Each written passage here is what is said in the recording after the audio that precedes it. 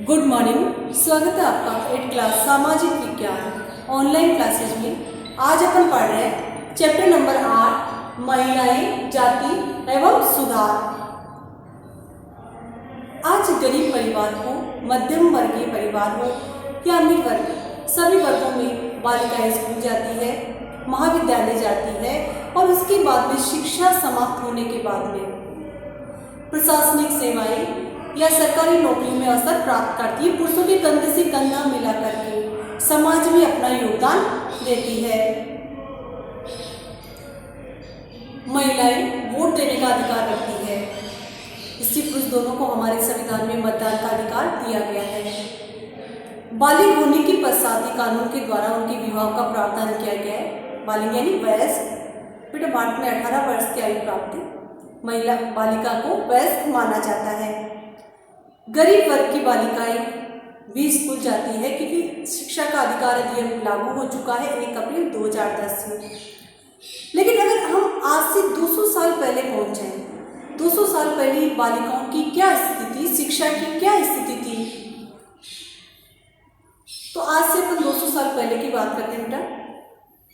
उस समय महिलाओं की क्या स्थिति थी, बालिकाएं क्या स्कूल जाती थी? नहीं, उस समय बालिका स्त्री और पुरुष में अंतर किया जाता था। महिलाओं को स्कूल नहीं भेजा जाता था, उन्हें पुरुष के समान अधिकार प्राप्त नहीं थे। हमारे भारतीय समाज में बहुत सारी कुरीतियाँ विद्यमान थी।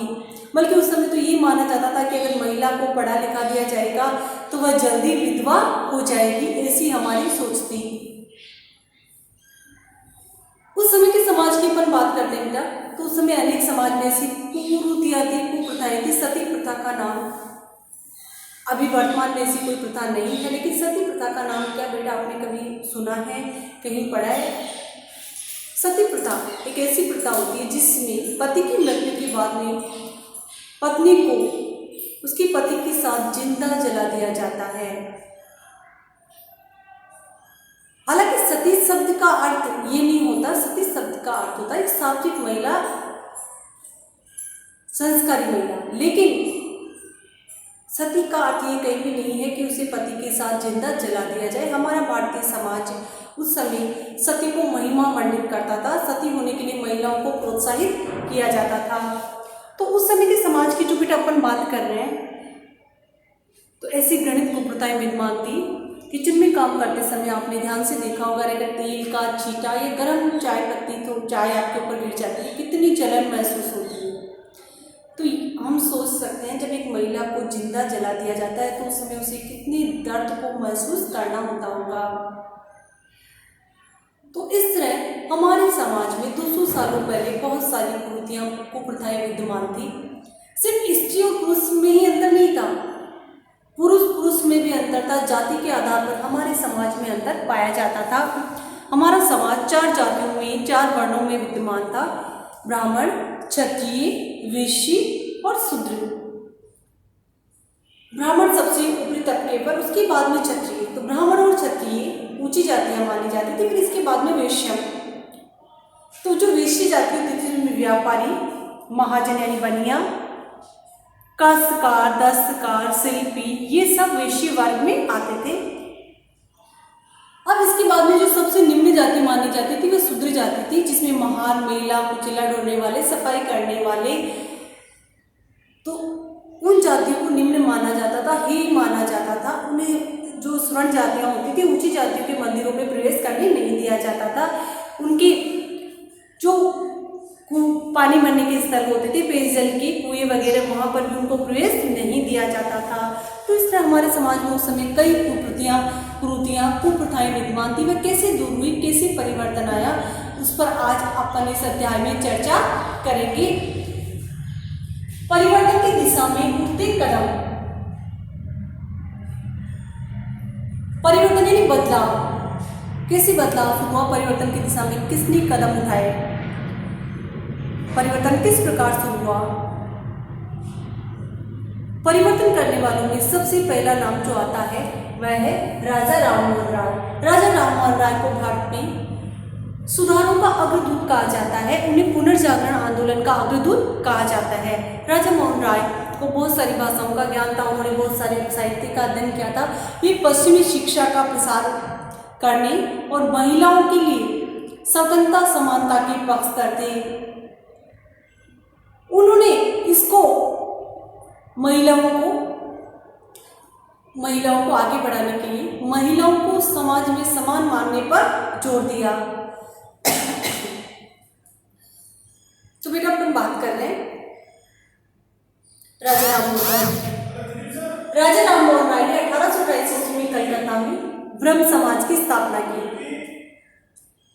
समाज में महिलाओं की स्थिति में सुधार लाने के लिए राजा राममोहन राय के द्वारा ब्रह्म समाज की स्थापना की गई। ब्रह्म समाज के द्वारा कुरीतियों को दूर करने का प्रयास किया गया और स्त्री शिक्षा और स्त्री दशा में सुधार करने का प्रयास किया गया।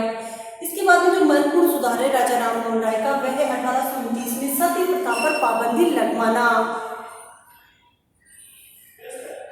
राजा राममोहन राय को बहुत सारी भाषाओं का ज्ञान था और उस समय के समाज में परिवर्तन लाना बहुत कठिन कार्य था, लेकिन उन्होंने अंग्रेज गवर्नर जनरल को विलियम बेंटिक को इसके लिए राजी किया। उन्हें समझाया कि ये प्रथा भारतीय जनता के हित में नहीं, स्त्रियों के हित में नहीं है, और उन्हीं के प्रयासों से सती प्रथा पर पाबंदी लगी। इसके संबंध में छोटी सी स्टोरी है बेटा कि राजा राममोहन राय ने अपनी भाभी को भाई के साथ सती होते हुए देखा था और उसी समय उन्होंने दृढ़ संकल्प कर लिया था कि मैं इस कुप्रथा पर रोक लगवाऊंगा, और ये सराहनीय प्रयास 1829 ईस्वी में इन्होंने किया। अंग्रेज अफसर भी समझ रहे थे कि ये प्रथा सही नहीं है, तो ऐसी स्थिति में उन्होंने राजा राममोहन राय का साथ दिया। राजा राममोहन राय ने इस अभियान के लिए सबसे पहले क्या चुना, हमारे भारतीय साहित्य को चुना। हमारा जो प्राचीन वैदिक साहित्य है, वैदिक साहित्य से उन्होंने श्लोक वो लिए जो इन कुरीतियों पर प्रहार करते हैं, और उसी के आधार पर जो रूढ़िवादी लोग थे उनको प्रभावित करने का प्रयास किया, समाज में सुधार लाने का प्रयास किया। तो बेटा प्रश्न यहाँ ये भी बन जाता है कि भारत में समाज सुधार का अग्रदूत किसे कहा जाता है? राजा राममोहन राय को कहा जाता है। दूसरा प्रश्न, ब्रह्म समाज की स्थापना किसने की, कब हुई? 1828 ईस्वी में राजा राममोहन राय ने ब्रह्म समाज की स्थापना की। तीसरा प्रश्न यहाँ पर यह बन जाता है कि सती प्रथा पर रोक कब लगाएगी? 1829 ईस्वी में राजा राममोहन राय के प्रयासों से विलियम बेंटिक ने सती प्रथा पर रोक लगाई। फिर इसके बाद में अपन बात करते हैं राजा राममोहन राय के बाद में कई अन्य समाज सुधारक भी आगे आए, तो इनमें ईश्वर चंद्र विद्यासागर का नाम सामने आता है। इन्होंने भी विधवाओं की जिंदगी में बदलाव लाने की कोशिश की। इन्होंने 1856 में विधवा विवाह के पक्ष में कानून बनवाया। इन्होंने ये तर्क दिया कि विधवाओं को भी सम्मान से जिंदगी जीने का अधिकार है। विधवाएं पति की मृत्यु के बाद में, जिस तरह पुरुष अगर उनकी पत्नी की मृत्यु हो जाती है दूसरी शादी कर लेते हैं, उसी प्रकार जो महिलाएं हैं वह भी अपने पति की मृत्यु के बाद में दूसरी शादी कर सकती है। हालांकि भारतीय समाज ने उनका बहिष्कार कर दिया ईश्वरचंद्र विद्यासागर का, लेकिन फिर भी ये लंबे समय तक विधवाओं के पक्ष में कानून चलाते रहे। इसके बाद में विधवा विवाह के पक्ष में अन्य लोग भी आगे आए। इनमें जो दूसरा नाम आता है वीरेशलिंगम,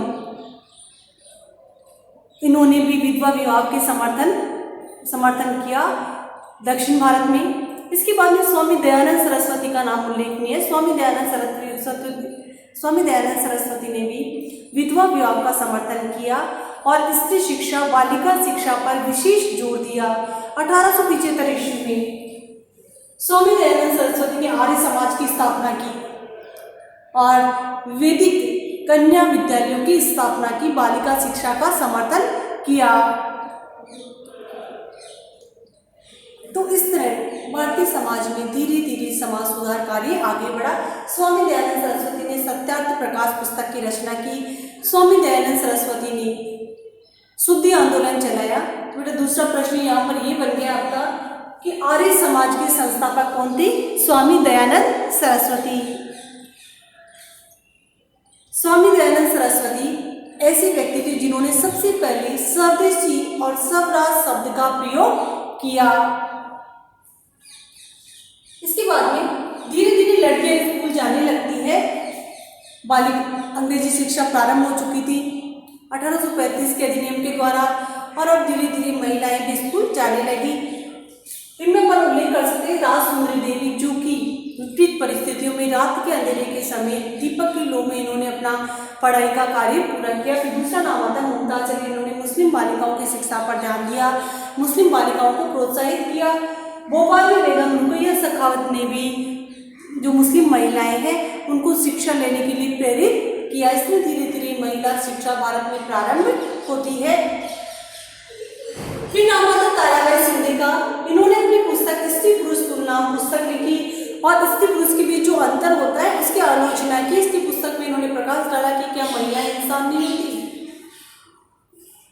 क्या महिलाओं के दर्द नहीं होता, क्या महिलाएं पुरुषों से भिन्न होती है। इस तरह अपनी पुस्तक में इन्होंने कई सवाल खड़े किए। इसके बाद में पंडिता रमाबाई का उल्लेख आता है। इन्होंने विधवा गृह की स्थापना की। भारतीय समाज में विधवा महिलाओं का जो तिरस्कार किया जाता था, अत्याचार किया जाता था, इसका इसने विरोध किया पंडिता रमाबाई ने और विधवाओं के लिए विधवा गृह की स्थापना की ताकि वहां पर रहकर विधवाएं कुछ कार्य, सिलाई बुनाई कार्य सीख करके दक्ष हो सके, आत्मनिर्भर बन सके, शोषण और यातना से बच सके। इसके बाद में ज्योतिबा राव फुले का उल्लेख आता है। इन्होंने भी महाराष्ट्र में स्कूलों की स्थापना की। आर्य समाज ने भी पंजाब में महिला शिक्षा पर विशेष जोर दिया। वैदिक कन्या महाविद्यालयों की स्थापना की। इसने भारतीय समाज में समाज सुधारकों के द्वारा प्रयास किए गए और जो कुरीतियां थी उनको दूर करने का प्रयास किया गया। तो इस तरह धीरे धीरे महिलाएं, बालिकाएं विद्यालय जाने लगती है, महिलाएं शिक्षा प्राप्त करने लगी, बालिकाएं शिक्षा प्राप्त करने लगी और महिलाओं पर जो अत्याचार हो रहे थे, महिलाओं को दोयम दर्जे का माना जाता था, उसमें सुधार आने लगा। थैंक यू बेटा। इससे आगे का टॉपिक अपन कल पढ़ेंगे।